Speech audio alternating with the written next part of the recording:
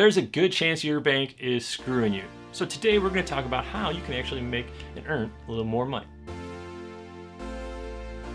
Hi, I'm Tysiak for those of you just tuning in, and this is going to be a little bit different video. Normally I talk about real estate, but not today.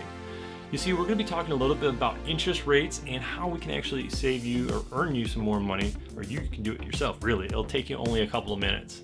So I have been researching a lot, not only in the real estate market with interest rates and trying to find solutions for our homeowners who are looking to buy or sell, but also I pay a lot of attention to the financial market. Thank you very much, parents. They were both bankers. It was bound to happen. So one of the things I've noticed, obviously with interest rates changing, savings accounts rates should change also. So if you're not familiar with this, most of the time interest rates are tied not only to the Federal Reserve and what they set, but also savings accounts usually fluctuate as well.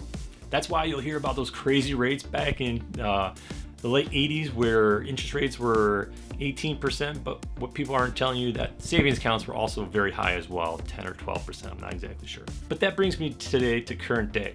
So with interest rates going up, I anticipated savings rates should be increasing as well. Now I am talking about your traditional savings account that you would open along with your checking account so you can save money for a new car, a new house. Let me know if you want to buy one. Or just have funds sitting there for like a rainy day fund if you need to pay bills in a case of an emergency. But there are also money market out there, as well as CDs or your certificate of deposit, which traditionally earn a little bit higher interest rate. With money market accounts, they invest a little bit of the money. With CDs, usually you have to deposit a set amount over a longer period of time, and you're rewarded with a better interest rate. So when I checked my bank, I bank with one of the larger banks. I was really surprised to see that my savings account was still only paying me 0.01%. Now, a lot of the CDs were just barely above that. Some do have special rates right now where you might see 2.5% or something like that. Money market accounts were still below that. And this wasn't just my bank. I checked a lot of larger banks out there, BMO Harris, Bank of America, Chase, Wells Fargo, all these banks, sort of the same story. Some varied a little bit, but just not a lot of interest being paid, which makes more sense if you keep seeing all those flyers giving you money to open up an account because they're not going to do anything else for you. So of course, like I said, I was doing a lot of research.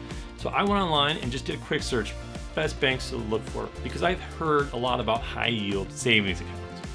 Now the caveat that comes with this is a lot of those banks are online banks.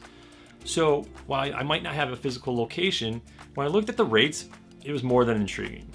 The rates were 3%, some above that, some a little bit below that, but often hovered right around that.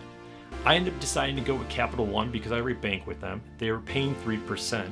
So the idea of earning 300 times the interest, 300 times, was much more appealing. And it took me only a couple of minutes to set up because I already banked with them. I would encourage you to take a look at some of these banks. There are some that pay more than that. Mine was convenient. And while it might not be the most attractive thing to think about, hey, I don't have a physical location nearby, when I start thinking about it, it's like, well, how often do we actually go to a bank anymore? Most of our funds we transfer through apps. Our paycheck is direct deposited. Even when we get a check from grandma for Christmas or a birthday, we take a picture and it sends it to the bank. So we don't find ourselves often in a bank.